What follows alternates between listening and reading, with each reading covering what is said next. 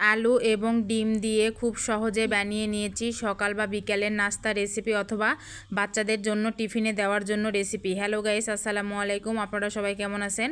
আলহামদুলিল্লাহ, আমি অনেক ভালো আছি। যারা আমার ফেসবুক থেকে দেখছেন তারা লাইক কমেন্ট শেয়ার করে দিবেন, আর যারা ইউটিউব থেকে দেখছেন তারা চ্যানেলটি সাবস্ক্রাইব করে দিবেন।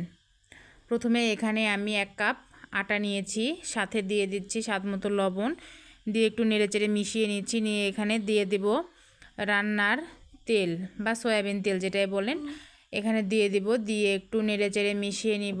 নিয়ে আমি নর্মাল পানি দিয়ে একটা ডো বানিয়ে নিব। আমরা যেরকমভাবে রুটি বা পরোটার ডো বানাই তার থেকে একটু শক্ত করে এখানে ডো বানাতে হবে। তেমন কোনো ঝামেলার কাজ না, অন্য কোনো উপকরণও এখানে দিতে হয় না। তবে আপনারা যদি কেউ চান তাহলে এখানে কালো জিরা অ্যাড করতে পারেন, তবে কালো জিরা আমি দেইনি, আপনারা চাইলে দিতে পারেন। এরকম নাস্তায় কিন্তু কালো জিরা দেওয়া যায়। এখন আমি এই যে দেখুন, এটাকে একটু রেস্টে রেখে দেব। উপরে একটু তেল দিয়ে দেব আমি, দিয়ে আমি রেস্টে রেখে দিব প্রায় 10 মিনিটের জন্য।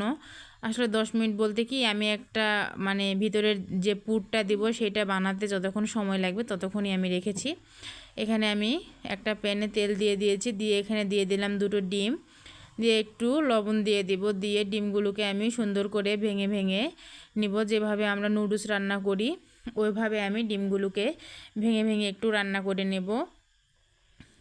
এই যে দেখুন, এভাবে আমি ডিমগুলোকে ভেজে নিয়েছি। নিয়ে আমি নামিয়ে নিয়ে ওই তেলে আবার পেঁয়াজ আর একটু মরিচ কুচি দিয়েছি, দিয়ে ওগুলোকেও হালকা একটু ভেজে নিয়েছি। আর এদিকে আমি আলু আগে থেকেই সিদ্ধ করে রেখেছিলাম, তাই এখানে আমি একটা কাঁটা চামচ দিয়ে এইভাবে ম্যাশ করে নিচ্ছি। যেহেতু অনেক গরম ছিল, এগুলোকে আমি ভালো করে একটু ম্যাশ করে নিব। খুব ভালো করে ম্যাশ করে নেবেন যাতে কোনো লাম্পস না থাকে। এই যে দেখুন, এভাবে আমি খুব সুন্দর করে যে ম্যাশ করে নিয়েছি। এখন আমি এখানে দিয়ে দিব ওই যে পেঁয়াজ মরিচ যে ভেজে রেখেছিলাম সেটা, আবার ওই যে ডিম যে ভেজে রেখেছিলাম সেটা দিয়ে দিব, আর সাথে কিছু মশলা অ্যাড করে দিব। চলুন দেখে নেওয়া যাক কী কী মশলা দিয়েছি। এখানে আমি দিয়ে দেব স্বাদ মতো লবণ, একটু দিব মরিচের গুঁড়া, সাথে দিয়ে দেব জিরার গুঁড়া, গরম মশলার গুঁড়া। দিয়ে আমি সবগুলো উপকরণ ভালোভাবে মিশিয়ে নিব। মানে ভর্তা যেভাবে বানানো হয় সেভাবে আমি সুন্দর করে একদম মেখে মেখে সব উপকরণগুলো একসাথে আমি মিশিয়ে নিব এভাবে, যেহেতু অনেক গরম ছিল। এভাবে আমি সবগুলো, এই যে দেখুন বন্ধুরা, এভাবে আমি সবগুলো মিশিয়ে নিয়েছি। নিয়ে আমি এক সাইডে রেখে দিয়ে এই যে ডোটা বানিয়ে রেখেছিলাম সেটাকে এখন এই যে দেখুন কত সুন্দর সফট হয়ে গিয়েছে। এখন আমি একটু ভালো করে মথে নিব। এভাবে আমি ভালো করে একটু মথে নিয়ে লেচি কেটে নিব।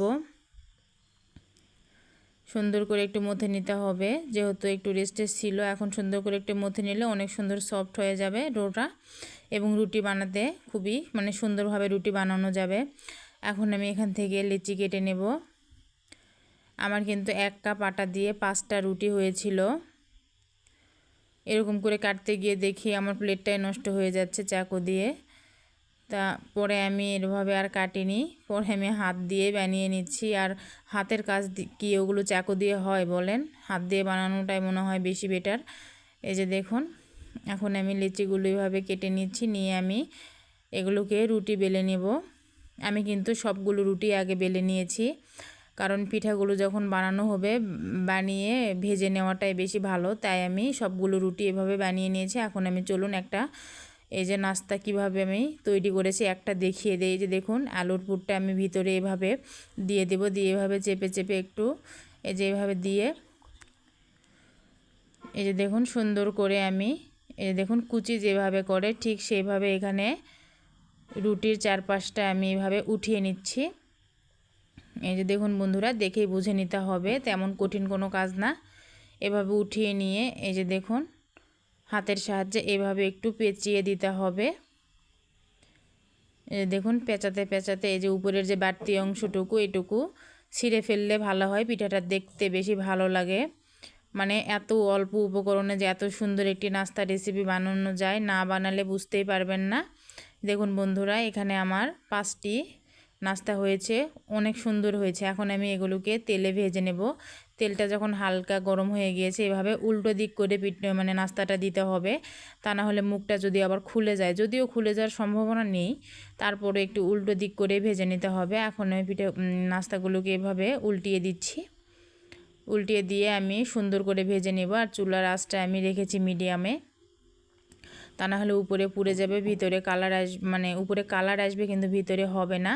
দেখুন বন্ধুরা কত সুন্দর হয়েছে। এখন আমি এগুলোকে উঠিয়ে নিব, সুন্দর কালার করে ভেজে নিচ্ছি। আপনারা অবশ্যই একটু সময় নিয়ে সুন্দর কালার করে ভেজে নেবেন, তাহলে কিন্তু খুবই ভালো লাগবে খেতে। ধন্যবাদ বন্ধুরা।